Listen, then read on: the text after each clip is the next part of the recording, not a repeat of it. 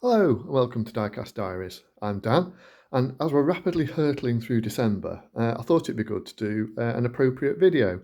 Now, I don't have any diecast that's actually Christmas related, but on the 16th of December, it was the 80th anniversary of the start of the Ardennes Offensive, or better known as the Battle of the Bulge.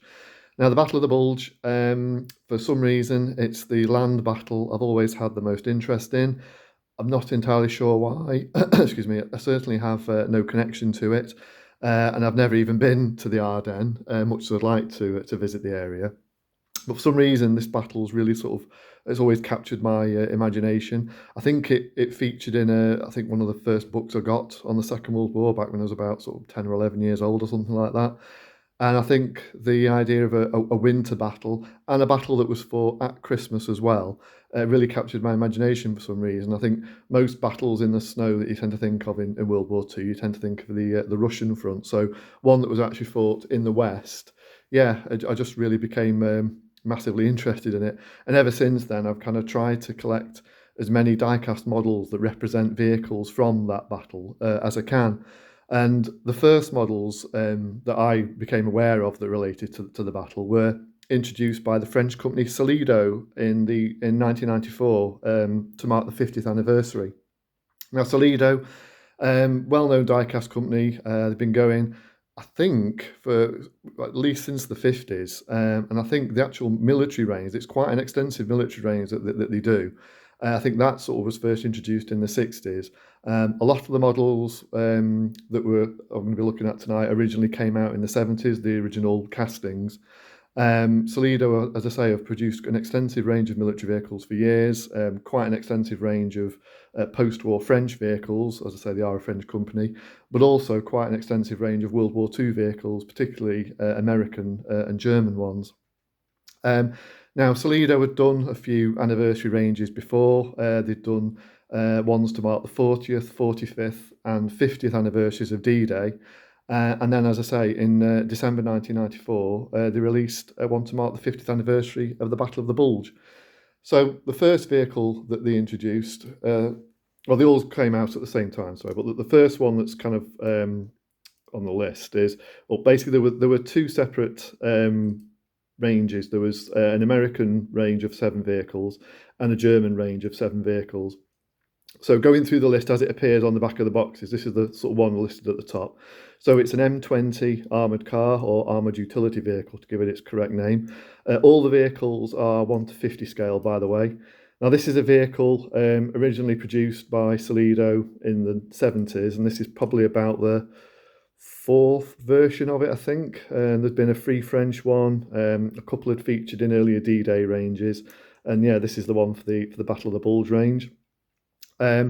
It's got hell on wheels on the side, and it's representing a vehicle from the 2nd Armoured Division, which was a unit involved in the battle.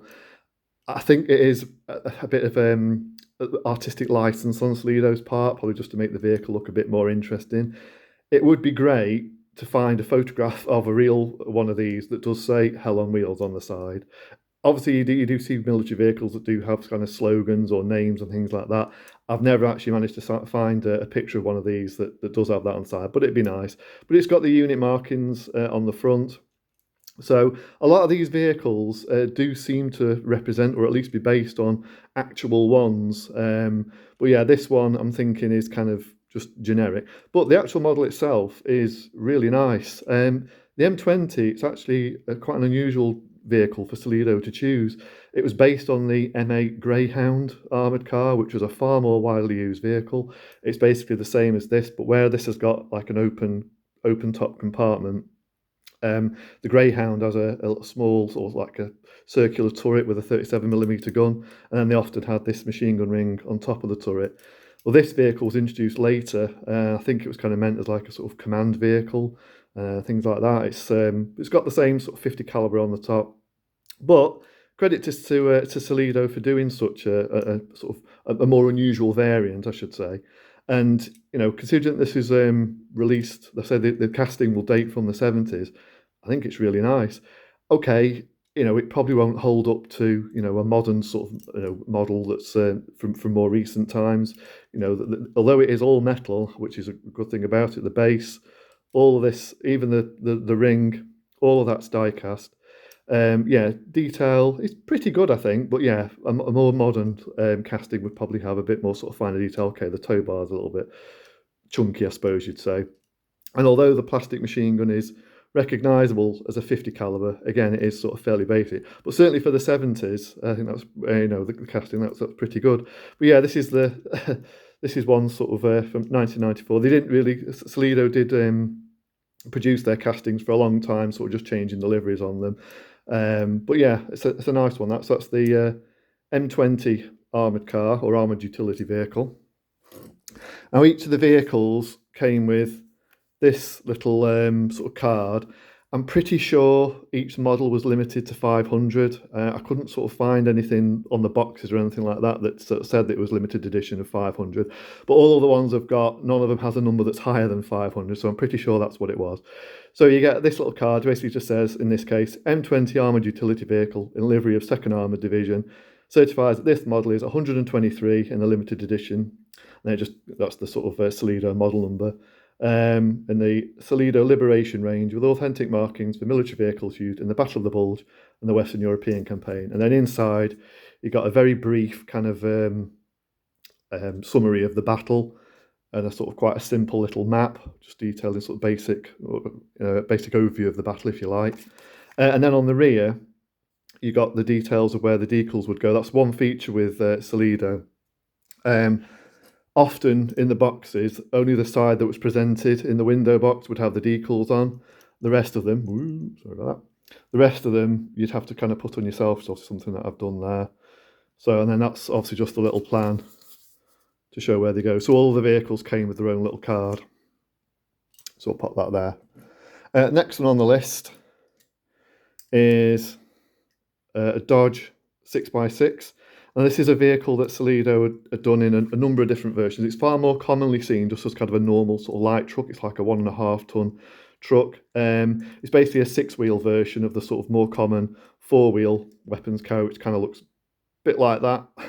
It's basically exactly the same front end, same engine, but just extended to 6 wheels. But these were used as medical vehicles. So it's interesting that Solido decided to do this one as an ambulance. Now this one does have a serial number along the bonnet, so whether it represents an actual real vehicle, I don't know. It'd be, again, great to find a picture of one where the serial number matches up. But again, it's a really nice model. You've got the detail of the winch at the front there. Sort of nice clear red cross markings, spare wheel mounted on the side. You've got like Pioneer tools mounted at the front there. And again, a sort of tow bar. This is, again, it's another one that certainly dates from at least the early 80s, this original casting, because I know that there was one released in the 40th anniversary of D-Day range, which would have been 1984. Again, that one, funnily enough, was released as an ambulance as well. But yes, that's the Dodge 6x6 ambulance. I'll pop that over there. And then we get on to the heavier stuff, and the M4 Sherman in winter livery. Now this is a really heavy model. Now Solido, when they sort of first introduced their military vehicles, in particular the tanks, it was quite revolutionary in the fact that the tracks rather, are all metal. They're all metal, individual links, just like a real tank, which is really impressive. You know, most other companies at the time would have been doing sort of simple plastic or rubber tracks. But yeah, these are actual, and they work as well, actual metal tracks. Yeah, really nicely done. The distinctive suspension that the Sherman has is really nicely done. I suppose the only thing that you could sort of comment on, bear in mind, as I say, you know, these are, you know, even by 1994, they were certainly probably getting on for 15 or so years old, if not a bit older than that, is that the sprocket wheel and what would be the drive wheel at the back are exactly the same. Obviously, those are plastic, as are the wheels underneath, but all the suspension's metal. But yeah, it's a pretty chunky casting. Now, as I say, some of the vehicles in the range do represent real vehicles, or clearly meant to. This one is obviously pretty generic. It's just in an overall winter whitewash scheme, and the only decal it's got is a thin sort of orange strip, which would be an aerial identification marking. So technically, I think I don't think the vehicle would, in real life, would have been quite so covered. One common misunderstanding with the Battle of the Bulge is that it was snowy from the start, which it wasn't. The first couple of weeks were it was still just kind of very autumnal type weather, so it's very appropriate to have a couple of vehicles that are just in sort of olive drab. And it was only really sort of like late in December when it really did start snowing.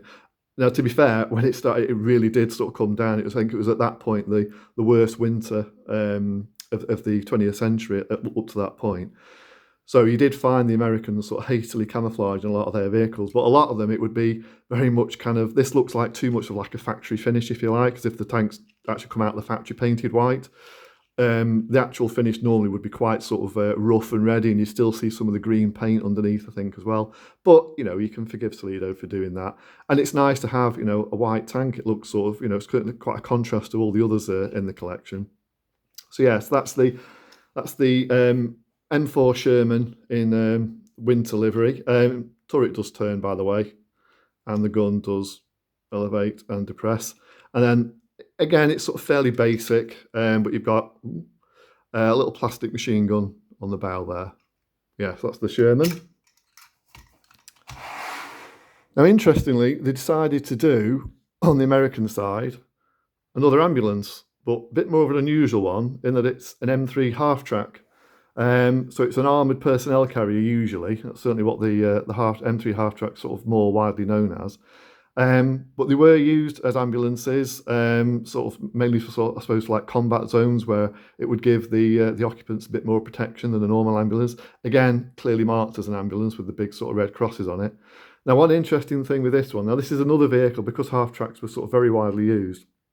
This is another vehicle that Solido have produced for years in lots and lots of different variants. But the interesting thing about this one is not only did they decide to do it as an ambulance, but they've actually omitted the armoured windscreen cover that would normally be, on all the other half-track models, it's moulded in the up position. So I've just got another one here. This is another Solido half-track. And you can see that one has got the armoured windscreen cover there. And all the other half-track models that Solido did have that, but for some reason they've decided to omit it. Now again, it's got a serial number. Does it represent a real vehicle? And maybe the real vehicle that they based it on didn't have the sort of cover there. But it's interesting, and it's sort of, you know, nice difference. But yeah, so that's the M3 half-track ambulance. Now the next vehicle is a really interesting one, and this is, I mean, I'll touch upon this a little bit more when I sort of mentioned about the German vehicles. It's actually a captured Tiger tank. Really kind of unusual to get a model, and unfortunately, as it's just been demonstrated, this one, one of the track links is ever so slightly broken, and the track does come off a little bit. I'll just move that to one side. But yeah, really interesting to get a model in actual sort of captured colours. And you can see, I like the fact that Solido have kind of kept it in its original sort of German camouflage. And the decals have been made to look like that. That would be the 511 would be the original German tank number, and then it's got like, it's made to look like it's got hastily applied American markings over what would be the German crosses. You've got one on the front there, and then one on the other side, and a nice little slogan where it just says "Regards, Mike" on the gun barrel. Now, I really like this model. Again, it's another really heavy one. I think it's a really novel thing to do to kind of model a captured vehicle. Solido, again, have used quite a bit of artistic license with this. And the reason I say that is because I did see in a book, which I've got here, this is one of many books I've got that cover the battle, that's that one there. There is, what I'm guessing is a photograph of the vehicle that they based it on, and I can see, you can see where it says the "Regards, Mike," and also the fact that the American stars, it looks very similar to what Solido have kind of done with the decals on this. Now that one, the real vehicle, was actually a King Tiger. Now Solido didn't do a King Tiger, so they've obviously just tried to pick the closest vehicle they could and do that.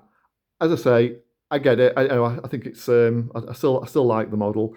The other reason as to why I think it's a little bit of a cheat by Solido is, although that photograph features in a book about the Battle of the Bulge, I have also seen it in another book, and it mentions that it was captured just prior to the Battle of the Bulge in a different sort of campaign. So technically you could say it's not one that relates to the battle, but you know, I like it, and I think it's a nicely different vehicle. So that's the captured Tiger tank, unfortunately, as I say, with the damaged track link. What it does do is it does give you a chance to have a look at what the metal tracks look like. You can see they've even, they've got sort of the grips underneath, just like real tracks really. But yeah, unfortunately, one of the little links there was broken off at the top. It does display okay when it's sort of static, but it obviously doesn't like being moved around too much. And then the next vehicle is probably my favourite from the whole range, and it's the M10 tank destroyer in winter livery. It's a vehicle based on the chassis of the Sherman, so this bottom bit is identical to the Sherman that we looked at just before, but then it's got a totally different upper hull and a different turret. Now the M10, although it looks like a tank, it isn't. It's, as I say, it's what's called a tank destroyer. Most countries would employ tanks for supporting infantry, and then they'd have specialist tank destroyers that were their main job, as the name suggests, was to sort of seek out and destroy enemy tanks. And most other countries tended to base it on the chassis of an existing tank, give it a very heavily armoured hull, a really powerful anti-tank gun, which was usually in like a sort of fixed position, so it could go up, it could elevate and depress, but it had very, very limited movement side to side. The American approach was completely different. Again, it's on the chassis of an existing tank. Again, they fitted it with a more powerful gun than a standard Sherman would have, but they decided a tank destroyer should survive due to its mobility. So their tank destroyers tended to be much, much more lightly armoured. And as you can clearly see with this one, it's actually got an open top turret to save, again, as much weight as possible. What armour it does have is nicely angled, just to give it a little bit more protection. But yeah, the open top turret was a kind of a feature of American tank destroyers. It kind of, one advantage it did give the crew was they did have better visibility, especially when spotting the enemy first might mean survival. So, but yeah, the M10, it was a pretty successful vehicle, not as powerful as the German ones. You could say that about a lot of Allied stuff really, but I like it. It's always been one of my favourite military vehicles. Again, they've done the overall kind of whitewash. And again, you've got the same sort of simple plastic 50 caliber on the back of the turret. Now, what's interesting with this one is that it's got an orange dot on it, again, for aerial recognition. But Solido have actually given this one a name, Santa Fe. Now, similar to the armoured car with hell on wheels on the side of it, it'd be great to find a photograph of one of these that does say Santa Fe on it. I'm guessing, again, it's kind of artistic license by Solido. At least it does give the vehicle a little bit more individuality than just being it plain white all over. But yeah, again on this one, obviously the turret turns. But I think this is another one where at the very latest, it's going to be early 80s when this one was introduced. Nice detail, particularly when on a normal tank model you don't have to bother detailing the inside of the turret because it's all hidden away. But you've got a nicely detailed gun breech there. And the sort of basket kind of underneath the turret where the crew would be. So yeah, that's a really nice one, and that's that's my favourite of the range. And then the last one from the American side is a bit of an odd one. It's definitely my least favourite of the 7 models that represent American vehicles. So it's a Dodge WC-54. Far more commonly seen as an ambulance. This was basically the standard American ambulance in World War II. Obviously, Solido decided not to do it as an ambulance, so they'd already released 2 in this range. So they decided to release this one as a radio van. Fine, these were used by, as such. But what I find odd is the markings it's in. It says French Broadcasting, Radio Diffusion Française. Now, that was the French public broadcasting company. So basically, you could say it's like a war correspondence vehicle for, doing reports from the front line. And I just find it a bit odd that they decided to do it as a French vehicle. I don't know whether I suppose it's possible the French did have war correspondence covering the Battle of the Bulge. But yeah, I kind of think it's maybe an attempt by Solido to shoehorn a French, although it's an American-built vehicle, a French-operated vehicle into the lineup, which is if they'd done it in kind of normal US Army Signal Corps markings as a radio van, I think that would have been absolutely fine, and it's nicely different from doing this as an ambulance. Like I say, this is another vehicle that Solido have released in a number of different versions. Most of them have been ambulances. It does have opening doors at the back. Let's see if we can just get those open. There we go. Doors are plastic, and you can see it's a common problem with this sort of thing, is that the plastic doesn't quite match colour-wise. But it's nice to have that as a feature. So yeah, as I say, I just think it's a little bit of an obscure sort of broadcasting kind of company, if you like, for it to have. But yeah, it's the actual model itself is fine. It's a really good representation of the Dodge WC54. But yeah, I just think, you know, the French broadcasting thing is a little bit odd. But there we go. So that's the 7 vehicles from the American lineup. So onto the German vehicles, and there's far more heavy vehicles with the Germans. The first of which is a Panzer IV. This is the Panzer Mark IV. It's not a tank that ever had a name. The first sort of few tanks that the Germans built were just known as the Mark I through to the Mark IV. This is probably the backbone really of the Germans' armoured forces. Although you get Allied tankers, you know, probably reporting that they kind of encountered Panthers and Tigers in every engagement. Most of the time, it probably would have been one of these. By this stage of the war, it was fitted with a pretty powerful 75mm gun. The actual tank, other than that, is fairly kind of nothing sort of special about it. It's not got particularly thick armour, and what armour it has is fairly sort of, you know, straight and slab-sided. But they were there in sort of, you know, plentiful numbers, and it was a kind of a good general all-round tank. And it's been done in a sort of nice camouflage. But what's weird is that on the card that comes with it, it says Panzer IV tank in winter livery of 9th Panzer Division. I wouldn't really call that a winter livery. Winter camouflage vehicles, as I say, it was a feature of some of the American ones once the snow really came down in, as I say, late December. German vehicles, not so much. You don't tend to see many sort of German vehicles from this battle in winter camouflage. There's a few, but most of them tended to kind of keep this. I think it's like a sort of an autumnal kind of camouflage scheme. Most of them tended to keep that. But yeah, I don't know why it states winter livery on the card. It clearly isn't. But I think it looks really nice. And the good thing is the 9th Panzer Division was a unit involved in the Battle of the Bulge, which is nice. So yes, that's the Panzer IV. Again, good detail. It's another vehicle that has been around for quite a few years, done in a number of different colours by Solido. You can see it's got a nice little machine gun there as well. So it's very, very nicely detailed. And again, authentic looking sort of drive wheel and the sort of road wheels underneath as well. And of course, again, the metal tracks. But you can see they are actually different tracks. Sort of, they've all got kind of more, you know, like the Tiger, for example, has got wider tracks as the real tank would. So it's good that they're not just kind of put the same old tracks on all of them. They have kind of paid attention to that. So, but yeah, that's the Panzer IV in not what I would call a winter livery.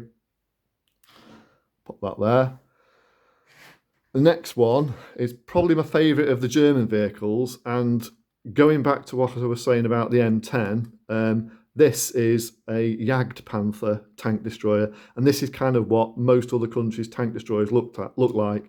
So it's based on the Panther tank, hence Jagdpanther, which just basically means hunting panther. So it's got the same chassis, then a completely different hull, and you can see it doesn't technically have a turret. It's all fixed in place.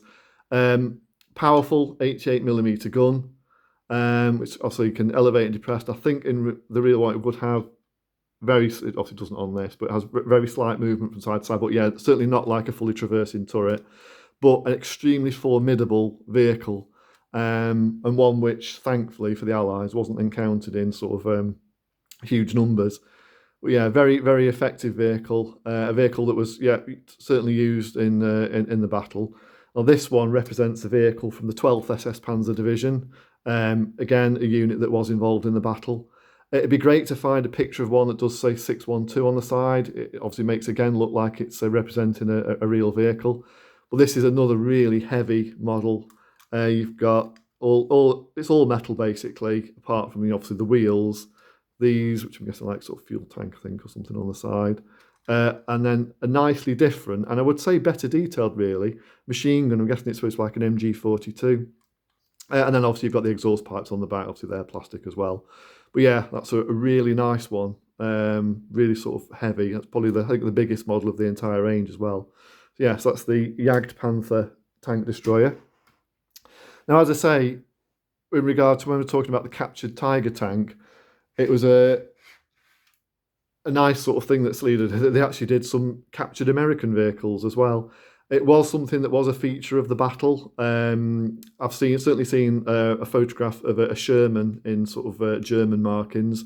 It's exactly the same model as the winter camouflage one, exactly the same mould and everything, but they've done it in the sort of German sort of steel grey colour, and again with a couple of sort of German crosses on it.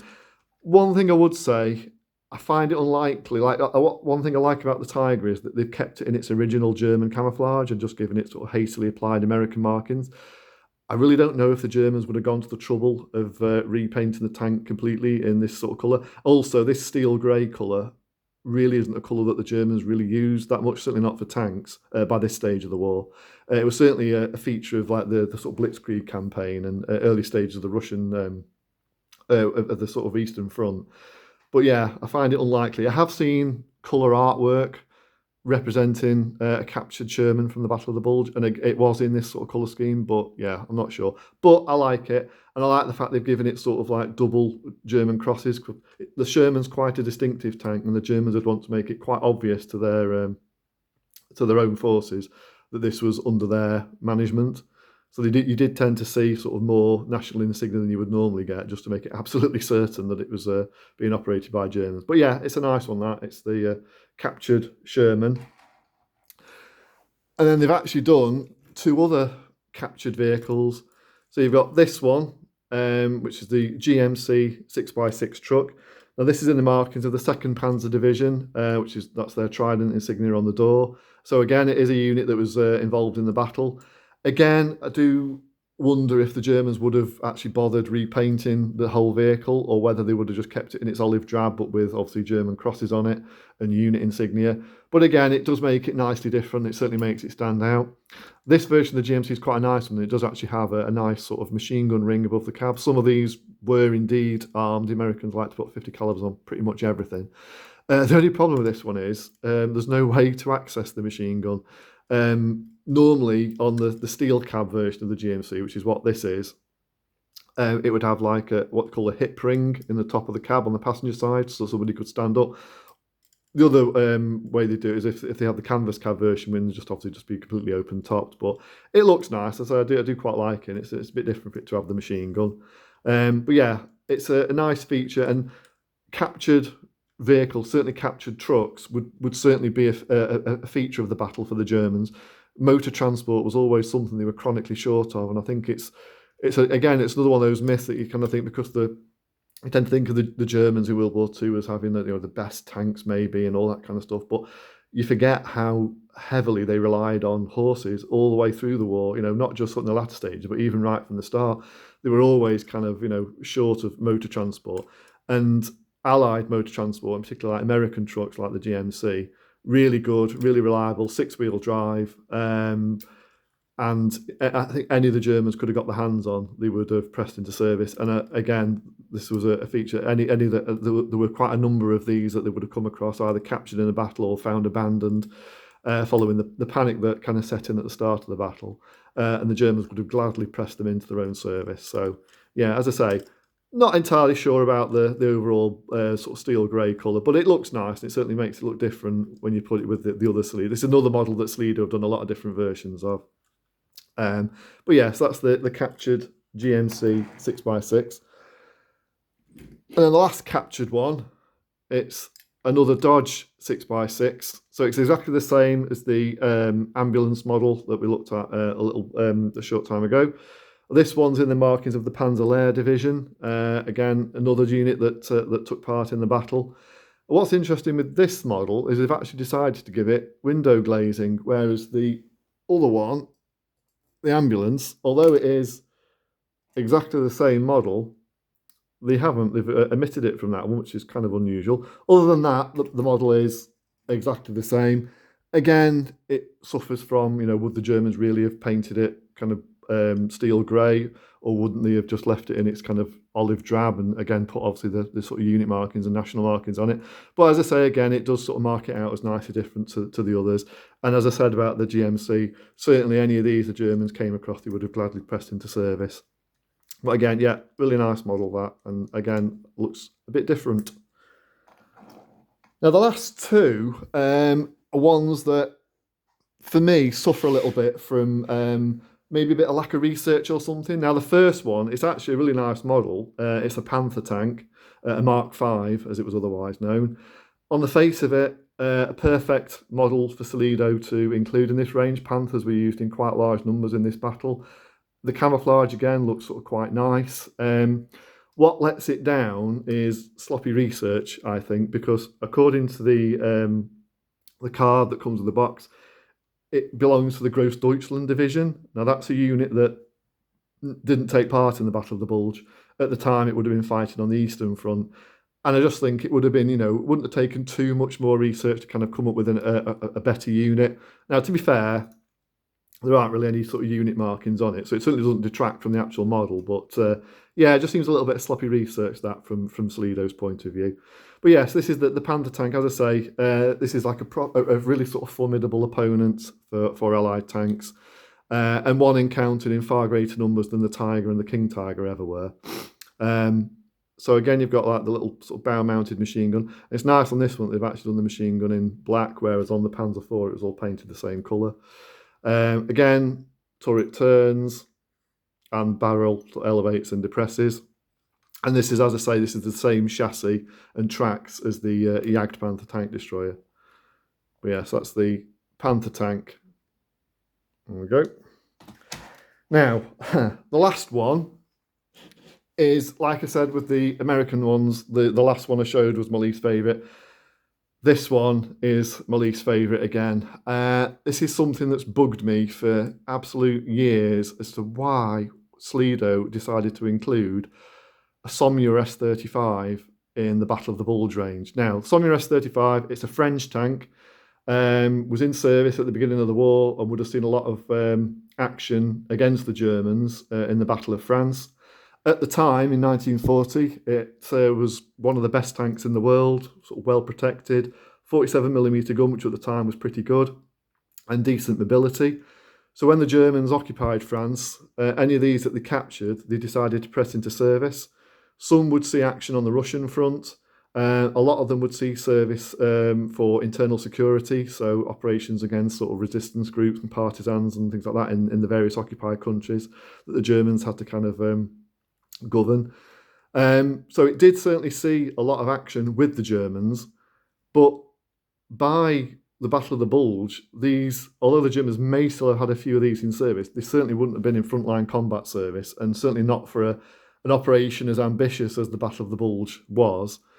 The actual model is really nice. They've captured the distinctive look of the Sommelier really well, and as I say, the Germans did indeed use these, and because it was a tank that was captured at the start of the war, they probably would have repainted it in the steel grey. Now, this vehicle represents one from the 100th Panzer Regiment, a real unit, again, obviously not one that took part in the Battle of the Bulge. It's a unit that was actually pretty much fully equipped with captured French tanks. It actually saw some service in the Battle of Normandy after D-Day. The unit was pretty much decimated in that battle. Another reason is to say, they certainly wouldn't have had any of these left by then. And as I say, even if they had, it never would have entered service and it never would have taken part in the Battle of the Bulge. So for me, it's just a missed opportunity. It's just been an absolute head scratcher as to why Solido decided to include this. It's not like they didn't have all the models that they could have done. And they did a very nice German half-track sort of armoured personnel carrier. One of those would have been perfect. They could even have done another captured American vehicle if they wanted, with another American half-track or something like that. Yeah, bit of a frustrating one. Now, this collection, as I say, was introduced in late 1994. The first couple of models I got for it, which was the M10 and the M20, I actually got for Christmas 1994. And then gradually over the years managed to pick up a few others. I got a few like the following year, the Captured Tiger, the White Sherman, the Half-Track Ambulance, the Jagdpanther, and then from places like toy fairs, I managed to get like the GMC. And then really it was down to eBay to kind of fill in the rest of the gaps. The last one I got, apart from this one, was the Panzer IV. Where's that gone? It's just over here, which I managed to get in 2017. It's one I'd been after for absolute ages. This one, it kind of eluded me, but because of it, it's really not that appropriate for, you know, a Battle of the Bulge vehicle. I hadn't been sort of desperately looking for it. However, I decided to do this video, and even though it wasn't a complete collection, I was going to do it with just the 13 vehicles. I happened to have a look on eBay a couple of weeks ago, and lo and behold, one popped up for quite a decent price. So I decided to snap it up. As I say, although it doesn't really fit in with the rest of them, as a standalone model of a German Somua, it's quite nice. And it does, as I say, complete the collection. But so it's quite nice in a way that, as I say, it's 30 years this year from when this collection first came out. So you could really say that this is a collection. It's taken me 30 years to complete it. But yeah, so that's the Somua. So I'll put that to one side there. As I say, yeah, really not an appropriate vehicle. But overall, I really like this range. Solido military vehicles, certainly in terms of military models, I've got far more Solido than any other manufacturer. I've got sort of well over 100. As I say, there's a big range of World War II American vehicles that they do. There's other ones that haven't appeared in, obviously, in this lineup. Then there's other German ones, and there's a couple of other World War II French, a lot of post-war French, some Russian vehicles.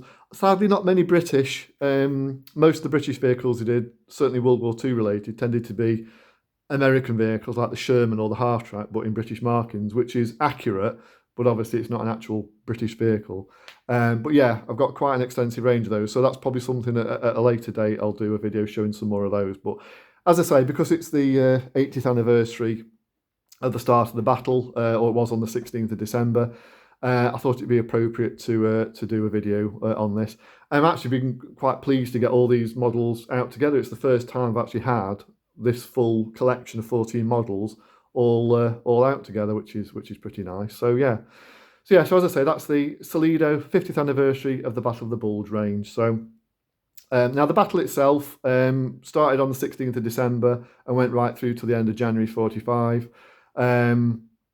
As I say, there are a number of other diecast models I've got that represent vehicles from the battle. I might sort of do a feature on them at some point, but I thought it'd be nice to kind of start things off with kind of where it all started for me with the Solido range. So, as I say, I'll do some more videos on Solido at some point. As I say, because it's such a big, extensive range. But for now, that'll do. So please do like, share, subscribe, and comment. And as this will be probably the last video that I'll be releasing before Christmas, I'd like to take the opportunity to wish you all a very Merry Christmas, and I'll see you all in 2025.